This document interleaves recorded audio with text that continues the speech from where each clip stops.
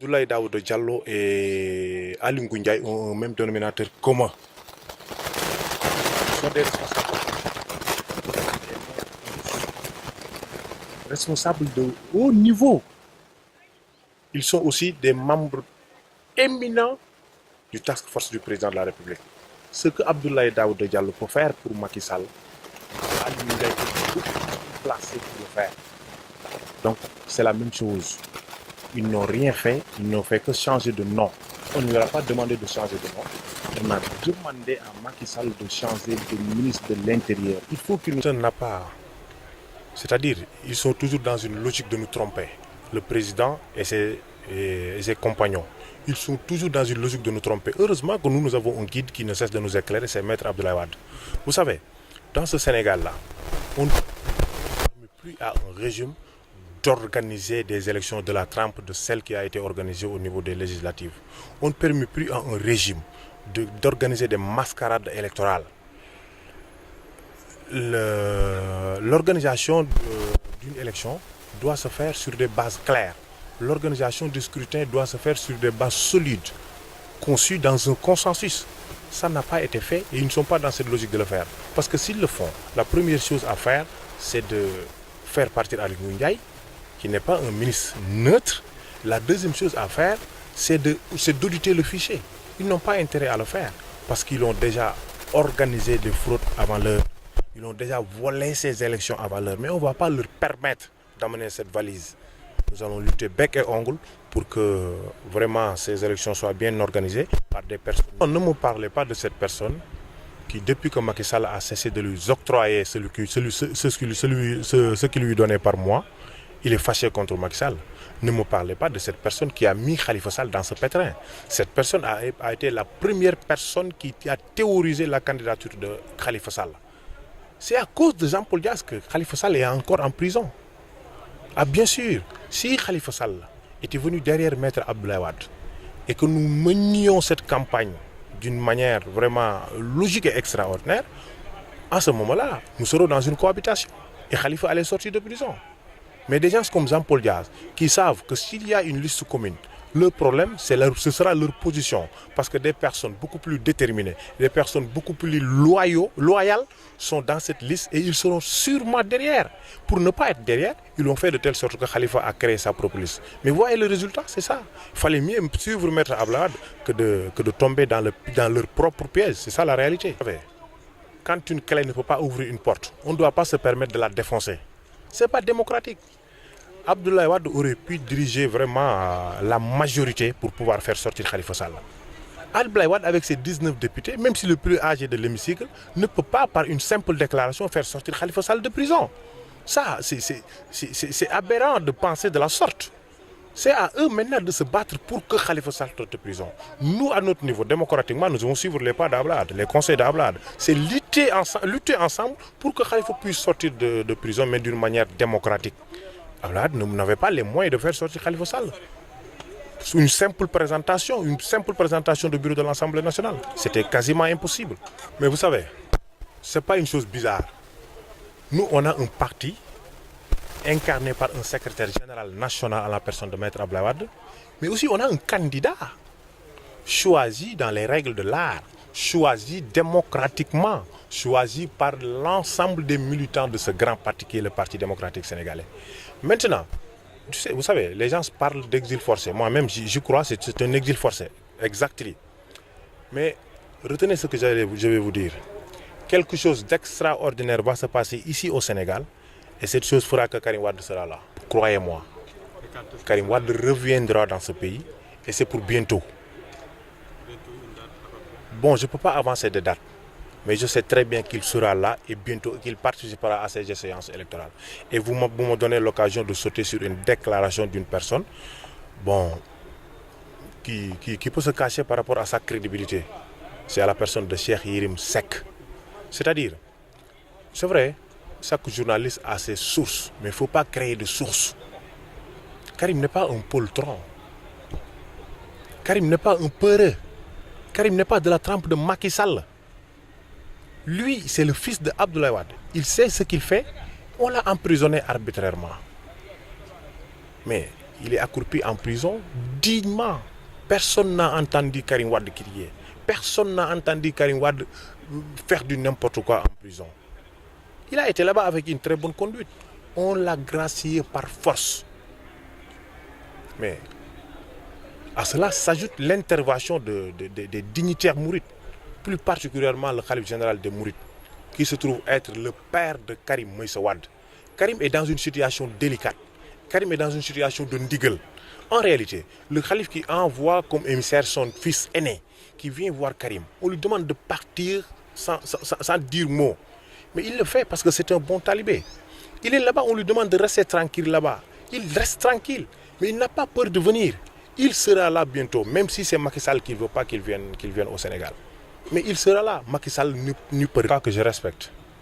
Mais un avocat, c'est quelqu'un qui va à la guerre, hein, qui va dans une bataille de procédure. Un avocat, c'est quelqu'un qui va dans un procès pour gagner. On peut gagner comme on peut perdre. Il a ses arguments, mais d'autres avocats, pas beaucoup plus émérites que lui certes, on dit autre chose. On dit que juridiquement, rien n'empêche la candidature de Karim Wade d'être recevable. Vous savez, c'est aléatoire. Chaque avocat a ses arguments pour défendre ce qu'il croit, pour défendre ses idéologies, pour défendre ses idées.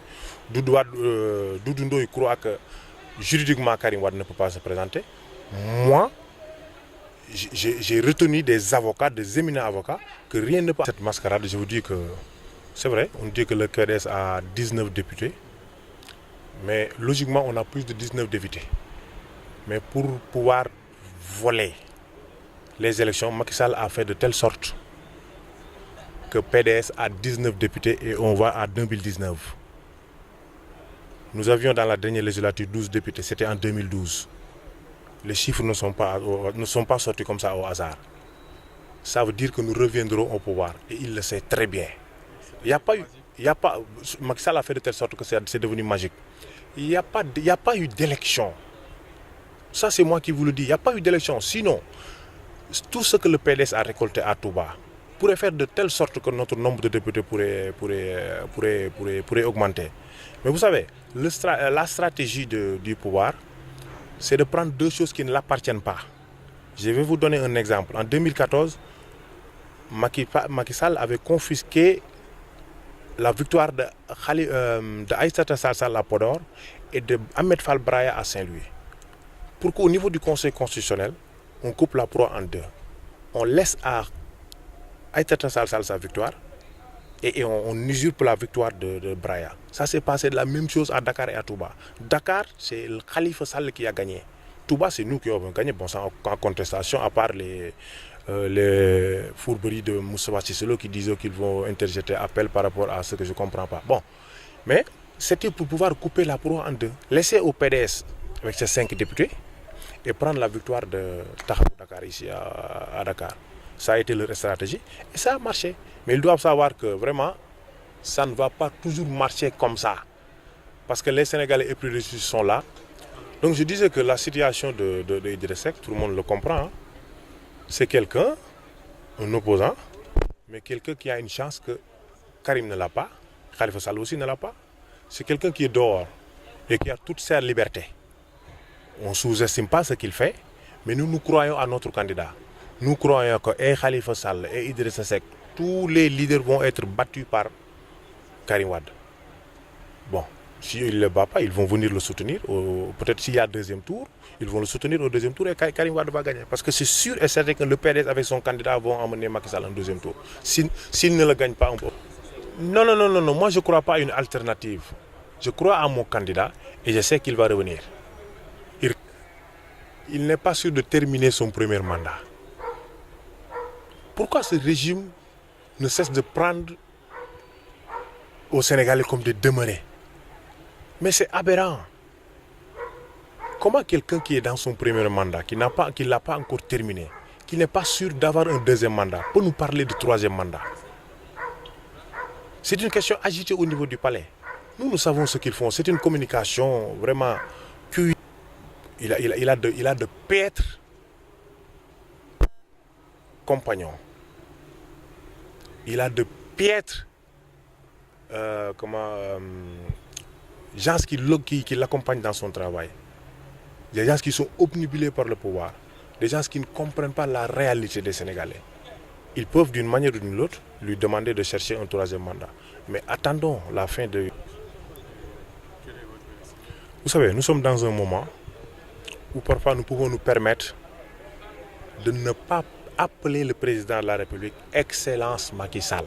Vous savez pourquoi? Parce qu'il n'a rien fait d'excellent. C'est la même manière avec les députés de la 12e législature. C'est eux-mêmes qui disent que c'est la plus nulle législature de l'histoire du Sénégal. Donc leurs honorabilités, on peut les enlever. C'est ça la réalité. Pourquoi?